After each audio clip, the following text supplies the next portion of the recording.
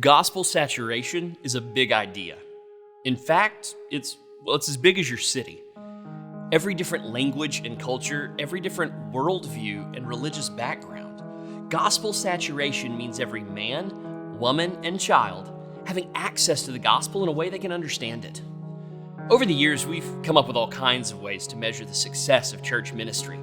Sometimes it's how many people we can gather to our church services. Other times it's been the size and stature of our facilities.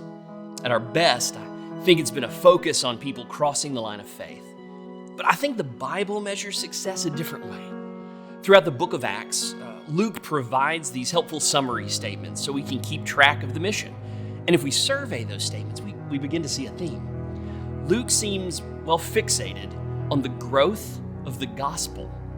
In Acts 6, he says, "And the word of God continued to increase." In Acts 12, again, he says, "But the word of God increased and multiplied." By Acts 13, he says, "And the word of the Lord was spreading throughout the whole region." And in Acts 19, he says, "And so the word of the Lord continued to increase and prevail mightily." The word of God had increased and multiplied. That's the growth of the gospel. That's gospel saturation. When we read passages like this in Acts, the only explanation is multiplication. For instance, the greater Houston area, it has 6.8 million residents. The city of Houston proper now is the fourth largest and most diverse city in the United States, and it's growing every single day. Imagine what it will take to say of Houston what was said of Ephesus in the book of Acts, that all who live in the region had heard the word of the Lord. True gospel saturation in a city the size of Houston, that requires more than our current recruitment model for church planting and missions.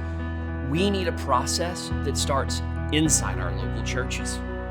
Local church ministry today, it's steeped in language of multiplication and sending, but how much of it's just rhetoric?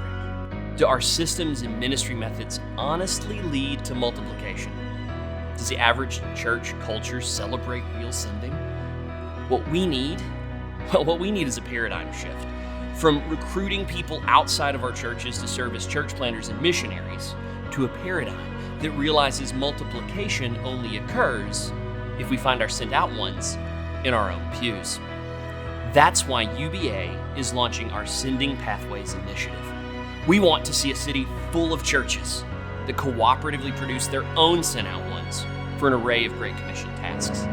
To create pathways for their members that lead from their pews to multiplicative sending across Houston and to the ends of the earth.